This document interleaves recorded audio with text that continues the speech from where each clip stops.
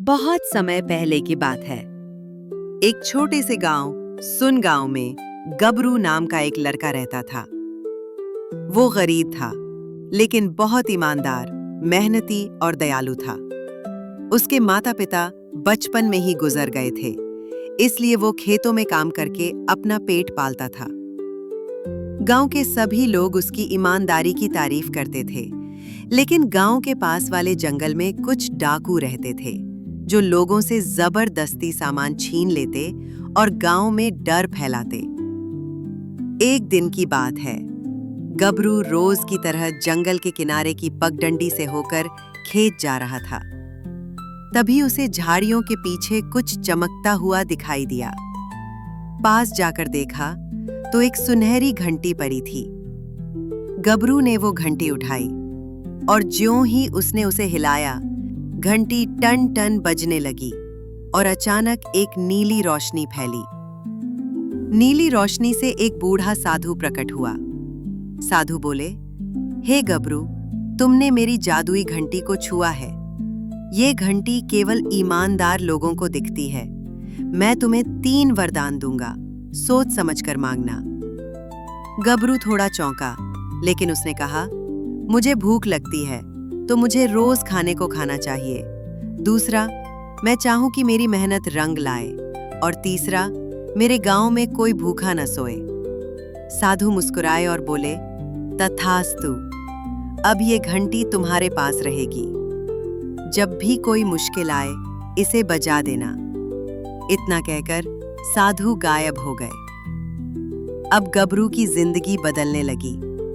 हर दिन खेत में वो मेहनत करता और जब खाना बनाता तो उसके पास इतना भोजन होता कि वो कई भूखे लोगों को खिला सकता था। धीरे धीरे गांव में उसके नाम की चर्चा बढ़ने लगी। लेकिन ये बात गांव के कुछ लोभी और आलसी लोगों को अच्छी नहीं लगी, जैसे भोला बनिया और लालचू जमींदार। वे सोचने लगे, इस गरीब लड़के के पास इतना सब कैसे आ गया। वे गबरू का पीछा करने लगे। एक दिन उन्होंने देखा कि गबरू जंगल में जाकर घंटी बजाता है और कुछ न कुछ चमत्कार होता है। भोला बनिया ने कहा, हमें वो घंटी चुरानी होगी, फिर हम अमीर हो जाएंगे। उसी रात जब गबरू सो रहा था, भोला और लालचू ने मिलकर उसके झोपड़े से घंटी चुरा ली।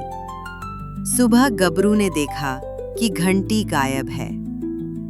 वह बहुत उदास हुआ, लेकिन उसने सोचा, कोई बात नहीं, मैं फिर मेहनत करूंगा। इधर भोला और लालचू ने घंटी को बजाया, लेकिन कुछ नहीं हुआ। घंटी से कोई चमत्कार नहीं हुआ। भोला चिल्लाया, घंटी तो नकली निकली। उसी समय नीली रोशनी फिर प्रकट हुई और वही साधु सामने आ गए। साधु बोले, यह घंटी केवल सच्चे और ईमानदार दिल वालों के लिए है। तुम लोग लोभी और धोखेबाज हो। फिर साधु ने घंटी को गबरू के झोपड़े में वापस भेज दिया और दोनों चोरों को कुछ समय के लिए गूंगा और बहरा बना दिया, ताकि वे सोचें कि गलत काम का अंजाम क्या होता है। गबरू को घंटी वापस मिल गई। गबरू ने घंटी देखकर कहा, मैंने कोई चोरी नहीं की थी, लेकिन फिर भी मुझे इसे वापस मिल गया। ये मेरे लिए सीख है कि सच्चाई की राह पर चलना हमेशा फल देता है। इसके बाद गबरू ने घंटी का उपयोग कभी अपने लिए नहीं किया। वह रोज गांव में भूखों को खिलाता, बीमारों की मदद करता और बच्चों को पढ़ाता। गांव वालों ने मिलकर गबरू को गांव का रक्षक कह दिया। नैतिक शिक्षा, मॉरल ऑफ द स्टोरी, ईमानदारी और मेहनत का फल हमेशा मिलता है। लालच और धोखा अंत में खाली हाथ ही छोड़ता है।